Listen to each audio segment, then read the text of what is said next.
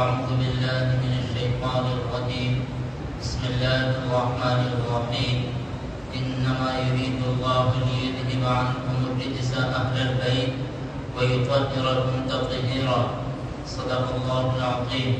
وقد روي بالخبر عن النبي الصادق الأبر صاحب القبر الأعظم صلى الله عليه وسلم أنه قال: إني تركت فيكم ما إن تمسكتم به لن تضلوا بعدي كتاب الله وعترتي أهل بيتي أو كما قال رسول الله صلی اللہ علیہ وسلم.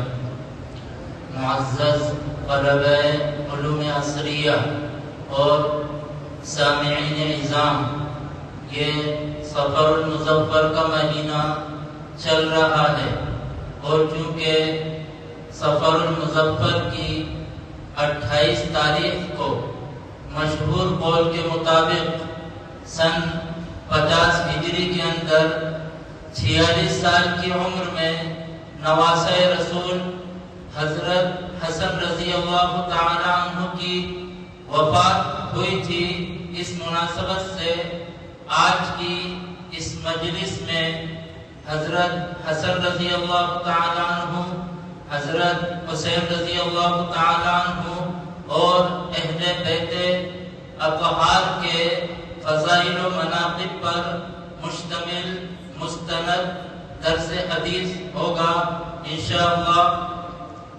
آج کا پہلا عنوان ہے باب مناقب ابی محمد الحسن بن علی بن ابی طالب والحسین بن علی بن ابی طالب رضی اللہ عنہما.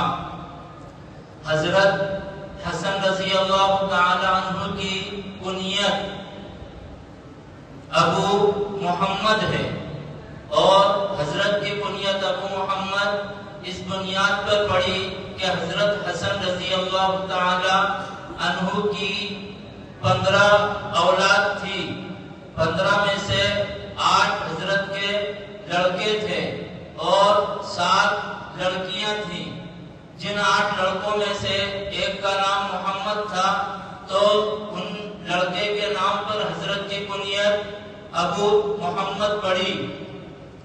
اس باب کے تحت یہ روایت مذکور ہے عن ابی سعید الخدری رضی اللہ تعالی عنہ قال قال رسول اللہ صلی اللہ علیہ وسلم الحسن والحسین سیدہ شباب اہل الجنہ. حسن اور حسین حضور اکرم صلی اللہ علیہ وسلم نے فرمایا نوجوانان جنت کے سردار ہوں گے. جنت میں تو تمام لوگ ہی نوجوان ہوں گے، مرد بھی نوجوان ہوں گے اور عورتیں بھی جوان ہوں گی. اور صحیح حدیث کی تصریح کے مطابق مردوں اور عورتوں کی عمریں جنت میں 33 سال کی ہوں گی. اس حدیث میں جنت کے نوجوان مردوں کا ان کو سردار قرار دیا گیا ہے. تو مطلب یہ ہے کہ دنیا کے اندر جوانی کی حالت میں جن مردوں کی وفات ہوئی ہے، آخرت میں قیامت کے دن جنت میں حضرت حسین اور حضرت حسن ایسے لوگوں کے سردار ہوں گے. اور ایک دوسری حدیث میں حضرت عمر ابن خطاب رضی اللہ تعالی عنہ اور حضرت ابو بکر صدیق رضی اللہ تعالی عنہ کو جنت کے ادھیڑ عمر لوگوں کا سردار قرار دیا گیا ہے. اور عورتوں کی سردار جنت میں حضرت فاطمہ رضی اللہ تعالی عنہ کو حضور اکرم صلی اللہ علیہ وسلم نے قرار دیا ہے. اگلی حدیث ہے اسامہ بن زید رضی اللہ تعالی عنہ کی. وہ فرماتے ہیں کہ ایک رات میں کسی غرض سے رسول اللہ صلی اللہ علیہ وسلم کی خدمت میں گیا تو میرے بلاوے پر حضور اکرم صلی اللہ علیہ وسلم اپنے گھر سے باہر نکلے اور میں نے دیکھا کہ حضور اکرم صلی اللہ علیہ وسلم چادر میں کسی چیز کو چھپائے ہوئے ہیں. جب میں اپنی حاجت اور ضرورت بیان کرنے سے فارغ ہو گیا تو میں نے حضور اکرم صلی اللہ علیہ وسلم سے عرض کیا اللہ کے رسول آپ چادر میں کیا چھپائے ہوئے ہیں؟ تو حضور اکرم صلی اللہ علیہ وسلم نے چادر کھول دی اور چادر کھولنے پر پتہ چلا کہ حضور اکرم صلی اللہ علیہ وسلم کے جسم سے حضرت حسن اور حسین چپکے ہوئے بیٹھے ہیں۔ پھر حضور اکرم صلی اللہ علیہ وسلم نے فرمایا اے اللہ تو گواہ رہ میں ان دونوں سے محبت کرتا ہوں، لہذا تو بھی ان دونوں سے محبت کر اور ان لوگوں سے بھی محبت کر جو ان دونوں سے محبت کریں۔ حسن اور حسین سے محبت کرنے والوں کے حق میں اللہ تعالی کی محبت حاصل ہونے کی رسول اللہ صلی اللہ علیہ وسلم نے حدیث شریف میں دعا فرمائی ہے۔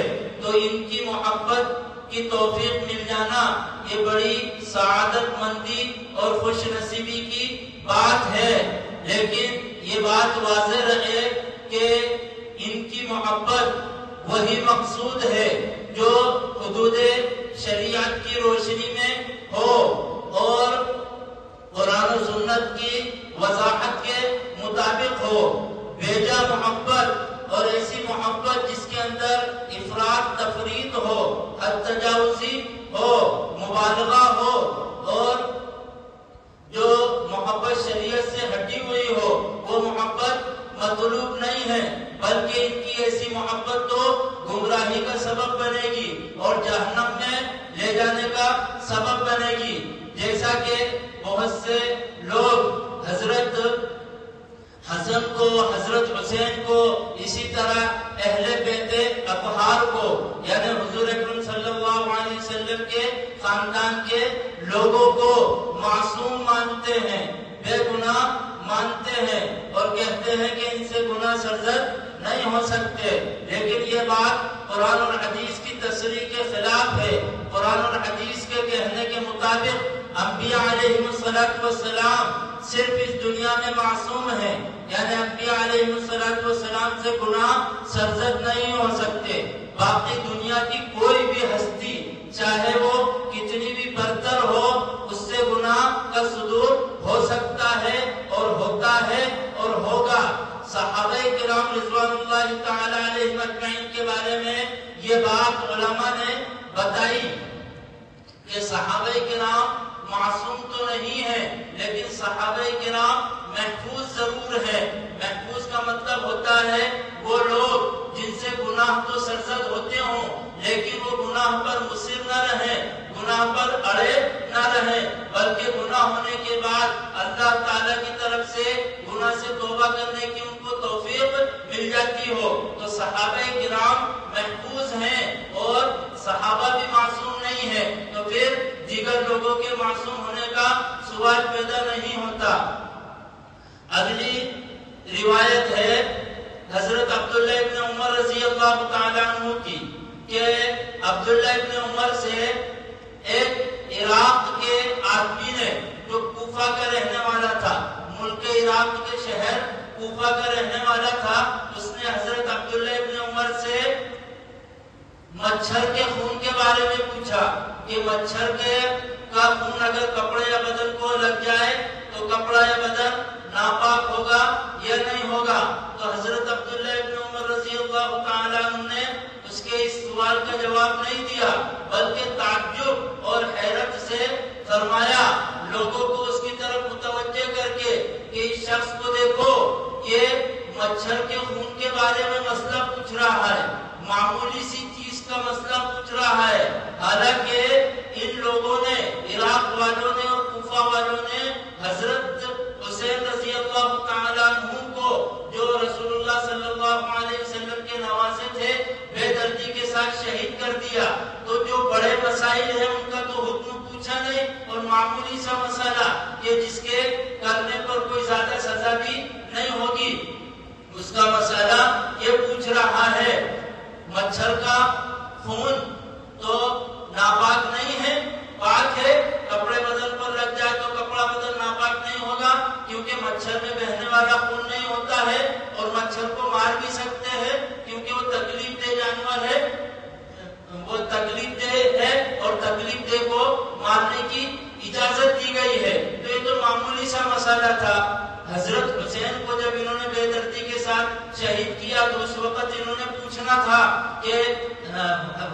کے نواسے کو شہید کرنا چاہیے یا نہیں کرنا چاہیے؟ حضرت عمر کے کہنے کا مقصد یہ نہیں تھا کہ سائل نے، سوال کرنے والے نے حضرت حسین کو شہید کیا، اس نے شہید نہیں کیا تھا۔ جو شہید کرنے والے تھے ان میں تو 3 لوگوں کے نام آتے ہیں۔ ایک نام آتا ہے سنان بن انس نخعی کا، اسی طرح ایک نام آتا ہے شمر بن ذل جوشن کا، اور ایک نام اور آتا ہے۔ ان 3 لوگوں نے حضرت حسین کے اوپر وار کیا تھا اور حضرت حسین کو شہید کیا تھا۔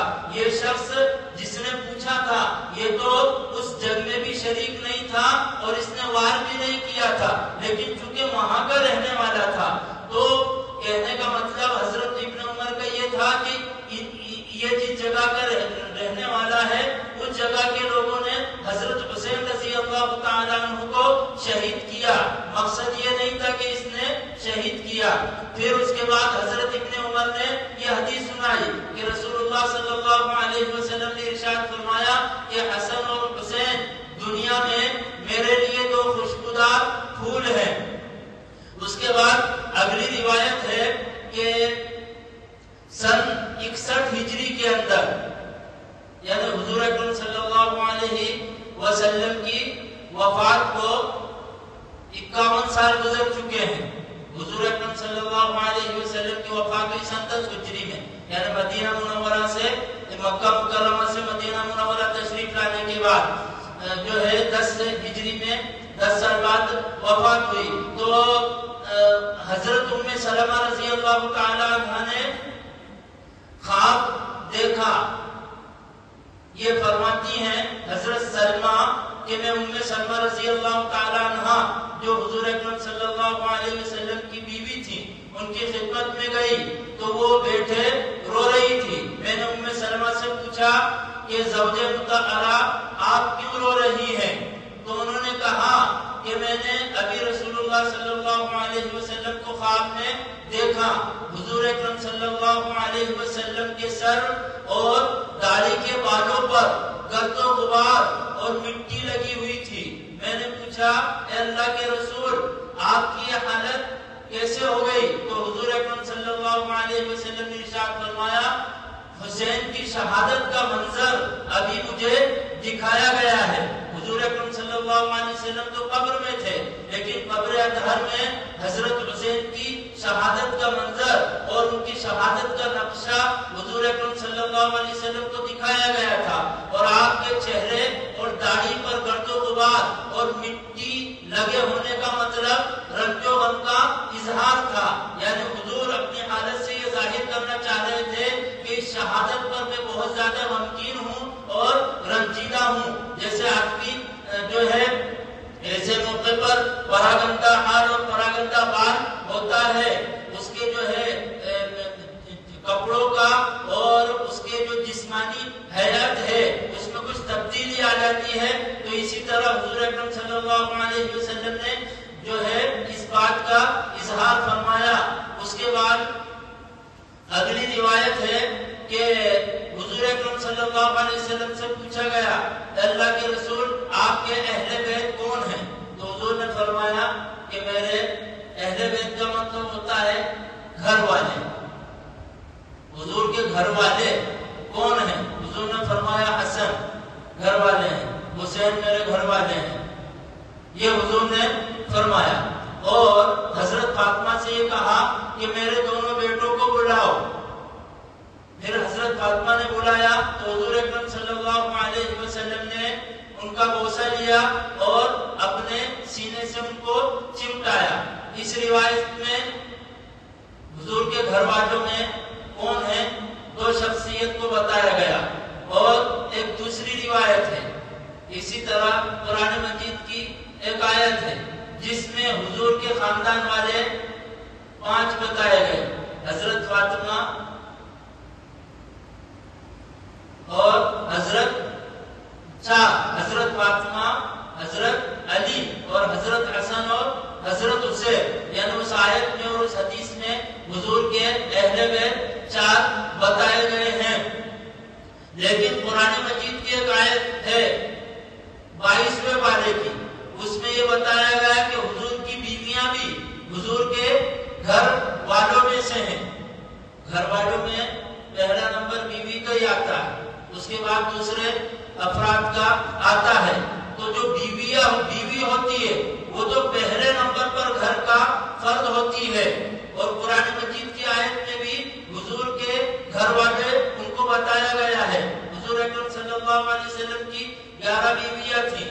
حضرت خدیجہ رضی اللہ تعالی عنہا، حضرت ام حبیبہ رضی اللہ تعالی عنہا، حضرت ام سلمہ رضی اللہ تعالی عنہا، حضرت جویریہ رضی اللہ تعالی عنہا، حضرت حفصہ رضی اللہ تعالی عنہا، حضرت زینب بنت خزیمہ رضی اللہ تعالی عنہا، حضرت زینب بنت جحش رضی اللہ تعالی عنہا، حضرت سودا بنت زمعہ رضی اللہ تعالی عنہا، حضرت صفیہ رضی اللہ تعالی عنہا، حضرت عائشہ رضی اللہ تعالی عنہا اور حضرت میمونہ بنت حارث رضی اللہ تعالی عنہ. یہ حضور اکرم صلی اللہ علیہ وسلم کی 11 بیویاں تھیں. تو یہ 11 بیویاں اور اسی طرح حضرت علی جو حضور کے داماد تھے اور حضرت فاطمہ اور حسن حسین، یہ سب حضور کے گھر والوں میں داخل ہے. بہت سارے لوگوں کا کہنا ایسا ہے کہ یہ زوج مطہرات، ازواج مطہرات حضور کے اہل بیت میں شامل نہیں ہے. یہ بات صحیح نہیں ہے. اور وہ یہ کہتے ہیں کہ ایک مرتبہ حضور اکرم صلی اللہ علیہ وسلم نے ان چاروں کو بلایا اور ایک چادر کے نیچے لیا اور کہا کہ اللہ تعالیٰ یہ میرے اہل بیت ہیں، تم ان کے اوپر رحم فرما. تو اس حدیث سے کیا پتہ چلتا ہے کہ بس یہ چاروں اہل بیت ہیں اور دوسرے اہل بیت نہیں ہیں. لیکن قرآن مجید یہ کہتی ہے کہ یہ بھی اہل بیت ہیں. اور دوسری روایت اس روایت کی وضاحت کرتی ہے. ایک دوسری روایت بھی یہ ہے کہ ام سلمہ رضی اللہ تعالی عنہ کی موجودگی میں حضور نے ان چاروں کو اپنی چادر کے نیچے بلایا اور پھر حضور نے دعا فرمائی کہ اللہ تعالیٰ یہ میرے اہل بیت ہیں، تو ان کے اوپر رحم فرما. حضور کی بیوی ام سلمہ وہیں پر موجود تھی. تو انہوں نے کہا کہ اللہ کے رسول میں بھی چادر کے نیچے آ جاؤں. تو حضور اکرم صلی اللہ علیہ وسلم نے فرمایا انتی اعلی مکانی کی، تم اپنی جگہ پر ٹھہرے رہو، تم کو آنے کی ضرورت نہیں. انتی الی خیر، تم تو پہلے سے بہتری پر ہو اور بھلائی پر ہو، یعنی میرے گھر والوں میں پہلے سے شامل ہو تم. یہ تو عرف میں اور لوگوں میں عام طور پر داماد یہ گھر کا فرد نہیں کہلاتا. اسی طرح شادی شدہ بیٹی بھی گھر کا فرد اور گھر کے لوگوں میں داخل نہیں مانی جاتی. بیٹی کے جو بچے ہوتے ہیں نواسے، وہ گھر کے لوگوں میں نہیں مانے جاتے ہیں بہت سارے لوگوں کے عرف میں اور بول چال میں. تو حضور کو یہ بتانا تھا کہ عام لوگوں کے برخلاف یہ بھی میرے گھر والے ہیں.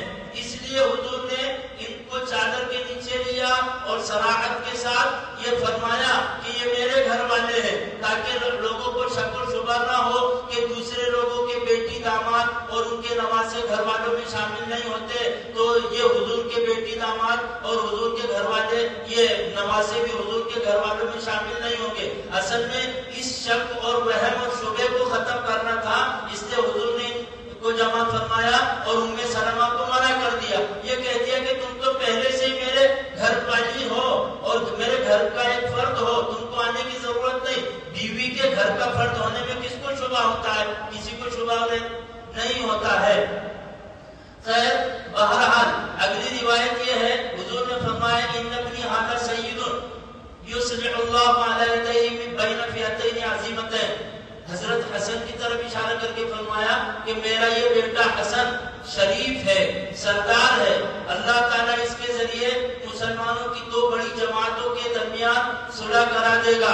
کہ حضور نے پیشین گوئی فرمائی اور حضور کی یہ پیشین گوئی پوری ہوئی. سن جو ہے 41 ہجری کے اندر، سن 40 ہجری میں حضرت علی رضی اللہ تعالیٰ عنہ کو شہید کر دیا گیا.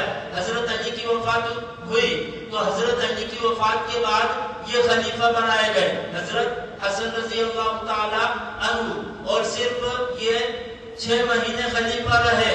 اس کے بعد جب ان کے اور حضرت معاویہ کے درمیان جنگ کا موقع آیا، ان کی فوج اور حضرت معاویہ کی فوج آمنے سامنے آ گئی لڑنے کے لیے. تو حضرت حسن نے صلح کر لی اور حضرت معاویہ سے کہا کہ میں خلافت سے استعفیٰ دیتا ہوں، آج سے آپ جو ہے خلافت کے حقدار ہیں اور میں آپ کے ہاتھ پر بیعت کرتا ہوں۔ انہوں نے جو ہے استعفیٰ دے دیا، خلافت سے ہٹ گئے، حضرت معاویہ رضی اللہ تعالیٰ عنہ امیر بن گئے اور مسلمانوں کی دو جماعتوں میں صلح ہو گئی، بہت خون خرابہ ہونے سے جو ہے بچ گیا۔ حضرت معاویہ اور حضرت علی رضی اللہ تعالیٰ عنہ کے درمیان پہلے سے لڑائی چلی آ رہی تھی، جو کوفہ یہ ملک شام اور عراق کے درمیان صفین نامی جو مقام ہے، تو اس صفین نامی مقام پر حضرت علی اور حضرت معاویہ کے درمیان جنگ ہوئی تھی، جس میں ہزاروں لوگ شہید ہوئے تھے اور حق پر اور حق کی زیادہ قریب حضرت علی رضی اللہ تعالیٰ عنہ تھے۔ حضرت معاویہ رضی اللہ تعالیٰ عنہ حق کے زیادہ قریب نہیں تھے، لیکن حضرت معاویہ کو بھی حق پر کہا جائے گا، ان کو ناحق پر نہیں کہا جائے گا، کیونکہ ان کی اجتہادی غلطی تھی، یعنی اور فکر کرنے میں، سمجھنے میں، فیصلہ کرنے میں ان سے غلطی ہوئی۔ وہ خواہش پرستی کے لیے اور نفس پرستی کے لیے نہیں جنگ لڑ رہے تھے حضرت علی کے لیے، ان کا مقصد بھی اچھا تھا، سوچنے میں ان سے غلطی ہوئی، اس لیے وہ بھی حق پر ہیں۔ اصل میں حضرت عثمان رضی اللہ تعالیٰ عنہ کو ظلماً اور جبراً شہید کر دیا گیا تھا، تو ان کے بعد حضرت علی رضی اللہ تعالیٰ عنہ خلیفہ بنے، تو حضرت علی یہ جو ہے مصلحت کے تحت یہ چاہتے تھے کہ حضرت عثمان کو جن لوگوں نے قتل کیا تو ان کے قتل کا بدلہ بعد میں لیا جائے گا، کیونکہ ان کی تعداد بہت زیادہ ہے اور ابھی لیں گے تو یہ حکومت کے خلاف بغاوت کر دیں گے۔ ابھی حکومت کا حضرت علی کو اتنا تجربہ نہیں تھا، نئے نئے خلیفہ بنے تھے، تو ان کا مقصد یہ تھا کہ بعد میں حضرت عثمان کے قتل کا بدلہ لیا جائے گا، لیکن حضرت امیر معاویہ یہ کہتے تھے کہ حضرت عثمان کے اوپر اتنا ظلم ہوا ہے تو ان کے بدلے کو مؤخر نہیں کیا جائے گا، اگر مؤخر کیا جائے گا تو پھر تو دوسرے کسی کو بھی جو ہے ظلم شہید کر دیا جائے گا اور دوسرے حاکم کے اوپر بھی جو ہے ایسا ہی ظلم کیا جائے گا۔ تو حضرت علی اور حضرت معاویہ کے درمیان اس میں اختلاف ہو گیا، یہ اپنے نظریے کو حق سمجھتے تھے، وہ اپنے نظریے کو حق سمجھتے تھے، دونوں کے درمیان جنگ ہوئی، تو دونوں حق پر ہی کہلائیں گے۔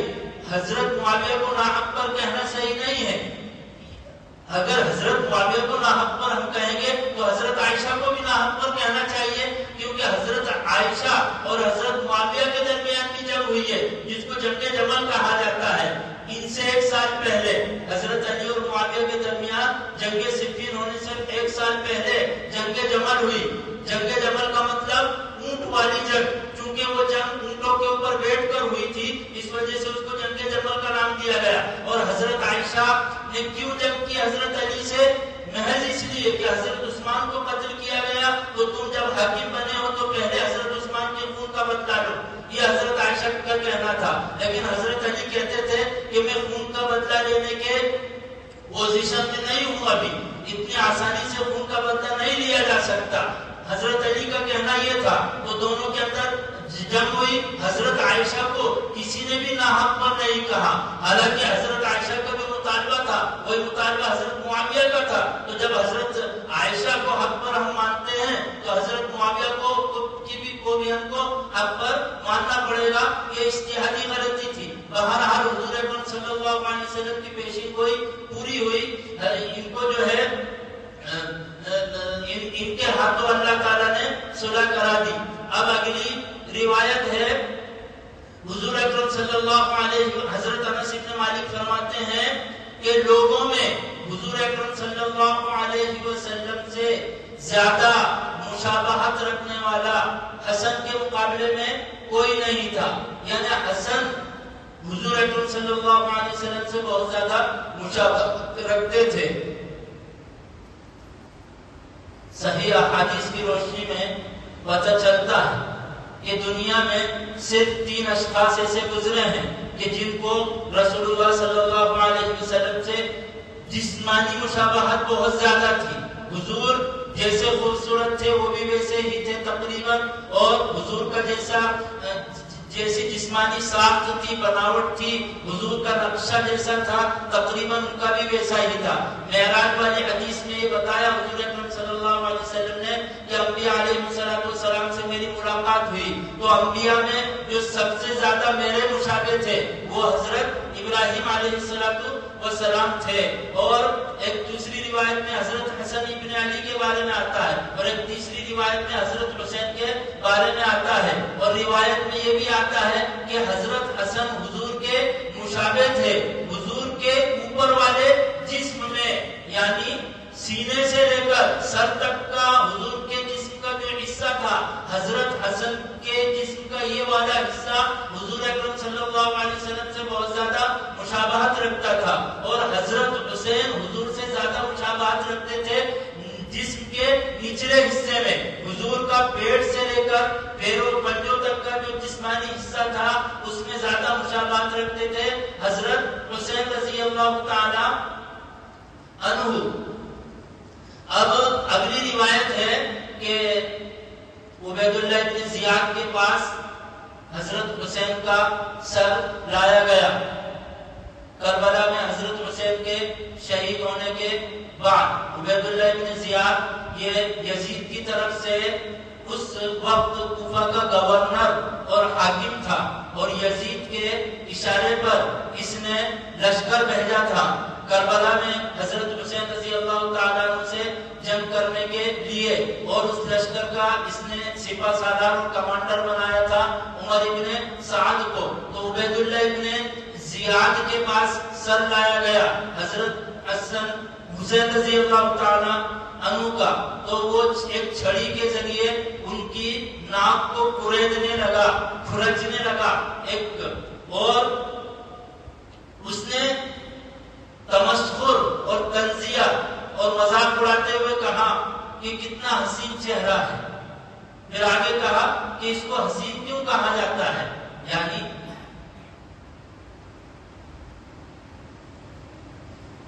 مقصد یہ تھا کہ ان میں کوئی حسن نہیں ہے, یہ بے حسن ہے, ان کو حسین کیوں کہا جاتا ہے. پہلے اس نے کہا کہ کتنا حسین چہرہ ہے, پھر کہا کہ ان کو حسین کیوں کہا جاتا ہے.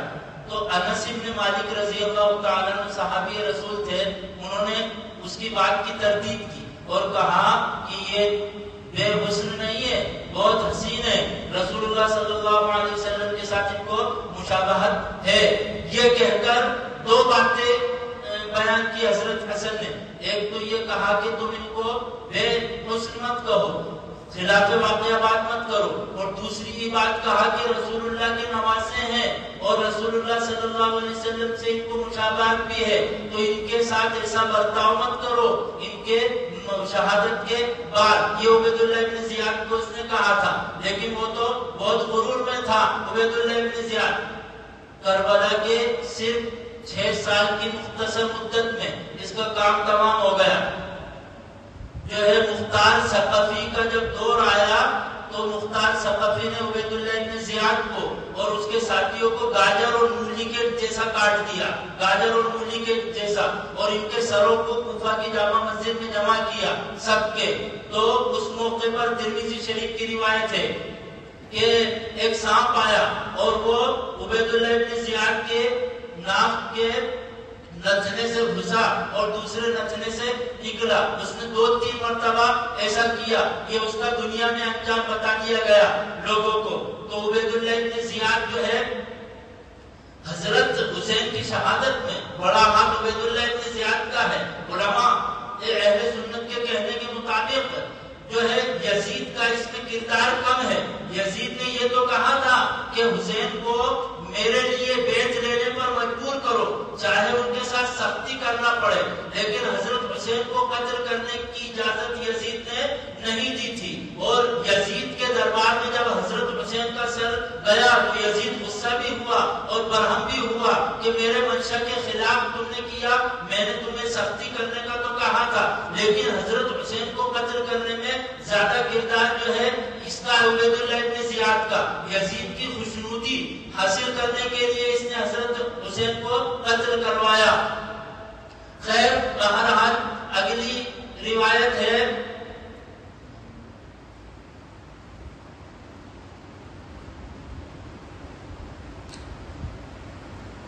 اہل بیت کے تعلق سے کہ رسول اللہ صلی اللہ علیہ وسلم نے ارشاد فرمایا کہ میں اپنے بعد لوگوں تمہارے درمیان دو چیزوں کو چھوڑ کر جا رہا ہوں، ایک اللہ کی کتاب کو جو آسمان اور زمین کے درمیان رسی کے مانند ہے، پھیلائی ہوئی رسی کے مانند ہے، یعنی اس کے ذریعے اللہ تعالی سے تمہارا تعلق جڑے گا۔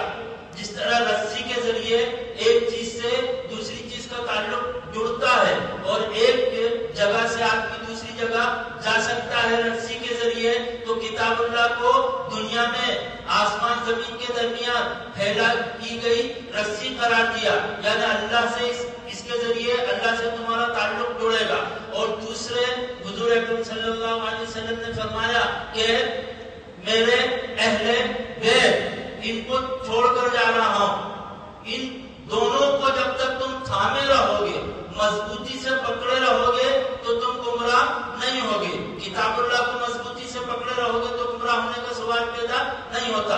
اور اہل بیت کو مضبوطی سے پکڑنے کا مطلب یہ نہیں ہے کہ اہل بیت کی ہر معاملے میں اقتدا کی جائے، تمام اہل بیت بھی مراد نہیں ہے اور ہر معاملے میں اہل بیت کی اقتدا کی جائے، اس حدیث کا یہ مطلب بھی نہیں ہے، بلکہ وہ اہل بیت مراد ہیں جو قرآن اور سنت کے راستے پر چل رہے ہوں۔ حضور کے خاندان والے وہ لوگ جو قرآن سنت کے راستے پر چل رہے ہوں، ان کی اقتدا اگر آدمی کرے گا تو پھر گمراہ نہیں ہوگا۔ ہاں، جو قرآن اور سنت کے راستے پر نہیں چل رہے ہیں وہ خود ہٹ گئے تو ان کی اقتدا کرنے سے تو آدمی گمراہ ہو جائے گا۔ جیسے بہت سارے ہیں ایسے کہ اہل بیت میں ان کا شمار ہے اور وہ قرآن اور سنت کے راستے سے ہٹے ہوئے۔